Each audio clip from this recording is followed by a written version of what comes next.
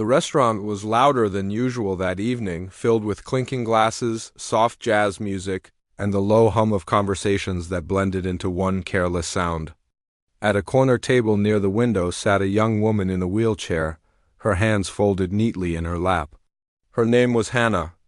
She wore a simple blue dress, her hair brushed carefully over her shoulders, and a quiet hope rested behind her calm eyes. She had arrived 10 minutes early, as she always did, because being late made her feel like she was already apologizing for taking up space. This blind date had not been her idea.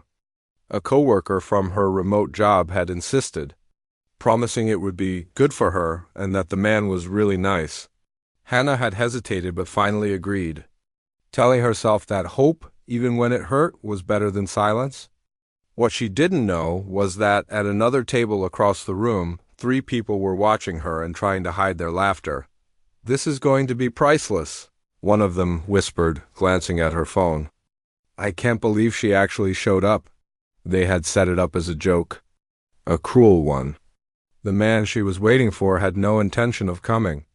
They had chosen her because she was kind, quiet, and different because she used a wheelchair, and they thought that made her an easy target. To them, it was harmless entertainment. To Hannah, it was another chance at being seen. She checked her phone once more. No messages. Her fingers trembled slightly as she locked the screen and forced a small smile onto her face. She had learned to do that over the years, to smile before anyone could pity her, to make things easier for everyone else. She looked around the restaurant, wondering if she had misunderstood the instructions. When she noticed the whispers growing louder, a couple at a nearby table glanced at her, then at the empty chair across from her. A waiter passed by twice, politely asking if she wanted to order or wait for her guest. Hannah nodded and said she would wait. She always waited. Across the room, a man entered quietly, holding the door open for a little girl who bounced in ahead of him. He was tall, dressed simply in a dark shirt and jacket, with the tired confidence of someone who carried many responsibilities. This was Daniel Carter, a CEO known in business circles for his sharp mind and relentless discipline. To his daughter, Lily, he was just Dad. "Dad, can we sit by the window?" Lily asked, tugging at his hand. Daniel smiled. "All right, but just for a little while." They took a table not far from Hannah. Daniel ordered quickly, then checked his watch. He had a meeting later and had promised Lily ice cream before dropping her off with her grandmother. As he spoke with her, his eyes drifted around the room, not out of curiosity, but habit. That's when he noticed Hannah. She sat straighter than most people, as if posture could protect her from judgment. There was something in her expression and effort to appear composed while something inside her quietly unraveled. Daniel recognized that look. He had seen it in hospital waiting rooms years ago, back when his wife was still alive and hope felt fragile. "Dad?" Lily whispered, leaning closer. "Why is that lady sitting alone?" Daniel followed her gaze and paused. "Maybe she's waiting for someone," he said gently. Lily frowned. But she looked sad. Before Daniel could respond, laughter erupted softly from the other table. Not loud enough to cause a scene, but sharp enough to cut. Hannah heard it too. Her cheeks burned. She didn't need to look to know it was about her. She had felt this before in classrooms, on sidewalks, online. That familiar mix of shame and anger rose in her chest. 5 more minutes passed. Then 10. Finally, Hannah exhaled slowly and reached for her bag. She told herself it was fine. She had expected disappointment anyway. Still, her hands shook as she turned her wheelchair slightly. Preparing to leave, that was when a chair scraped against the floor nearby. Daniel stood up. "Dad?" Lily asked, surprised. "Stay here," he said softly. "I'll be right back." He walked toward Hannah without hesitation. Conversations around them quieted just a little, curiosity rippling through the room. Hannah looked up, startled, her eyes widening as she realized he was approaching her. "Excuse me," Daniel said politely. "I hope I'm not interrupting." Hannah swallowed. "No. I was just leaving." "I noticed you've been waiting for a while," he continued, his voice calm and sincere. "If you don't mind me asking, did someone stand you up?" The honesty in his tone caught her off guard. She nodded once. I think so. Daniel glanced briefly toward the table where the laughter had come from. He didn't need an explanation. Years of boardrooms and negotiations had taught him how cruelty often hid behind smiles. Well, he said, pulling out the empty chair across from her and sitting down, that seems like a terrible waste of a perfectly good conversation. Hannah stared at him, unsure if she had heard correctly. I'm sorry? My name is Daniel, he said, offering his hand not as a gesture of pity, but as an equal introduction. Would you mind if I joined you for a bit? For a moment, Hannah couldn't move. Then she slowly placed her hand in his.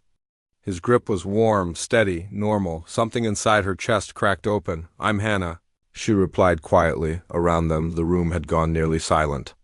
The people who had planned the joke watched in disbelief as the well-known CEO sat with the woman they had mocked. A few phones lowered. Smiles faded. Daniel didn't notice them. Or if he did, he didn't care. They talked about small things at first. The food, the music, Lily waving shyly from the table behind him. Hannah relaxed little by little, surprised at how easy it felt to speak to him. He listened without interrupting, without looking away when she mentioned her accident years ago, without offering empty sympathy. You don't have to explain anything you don't want to, he said when she hesitated. That's rare, Hannah admitted. Daniel smiled faintly. People are more than their worst day. For the first time that evening, Hannah believed it might be true. What she didn't know was that this moment, this simple act of kindness in a crowded restaurant, was only the beginning. The silence that followed their first conversation felt gentle rather than awkward. Hannah noticed it before Daniel did. The way the restaurant's noise seemed distant now, like it belonged to another world. She realized she was smiling without forcing it, a small, genuine curve of her lips that surprised even her. Daniel glanced at his watch, then back at her. I should probably tell you, he said calmly. I wasn't supposed to be on a date tonight. Hannah let out a soft laugh. Neither was I, apparently.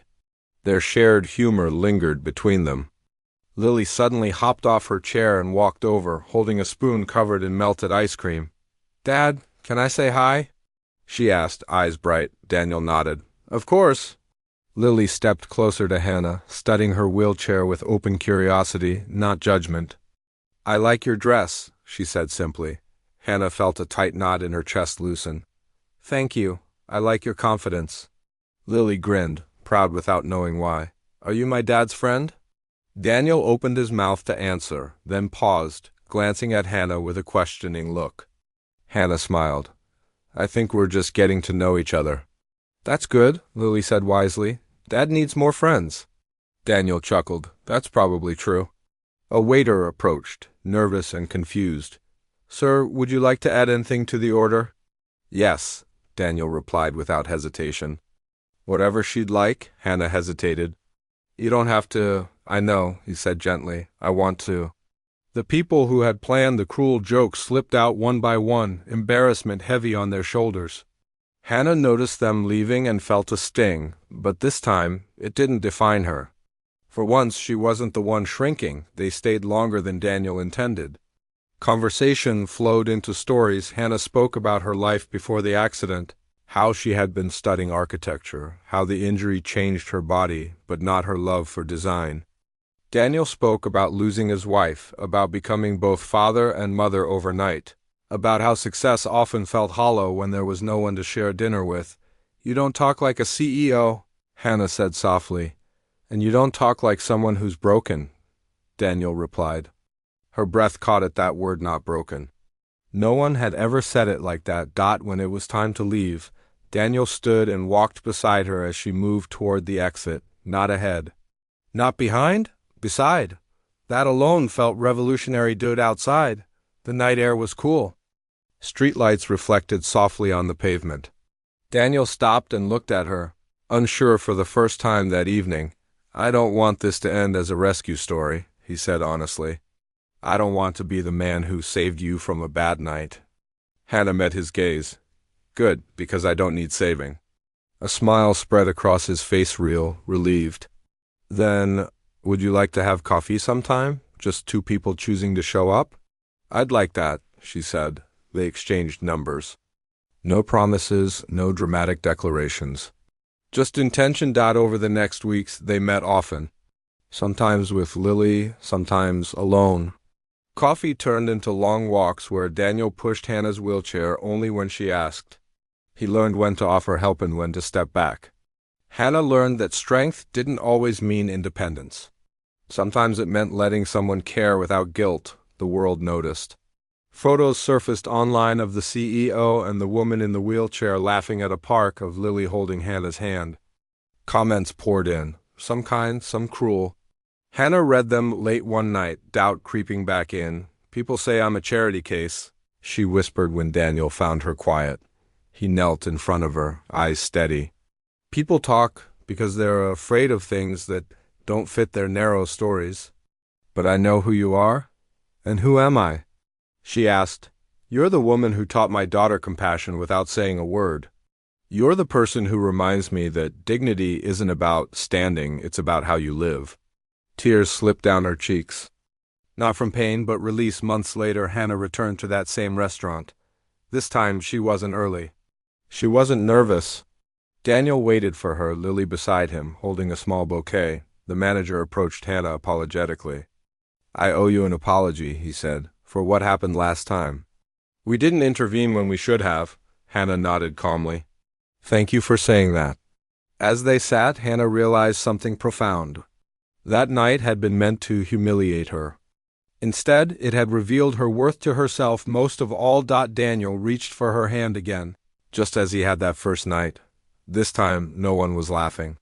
People were watching with quiet respect, and Hannah no longer wondered if she belonged. She knew she did.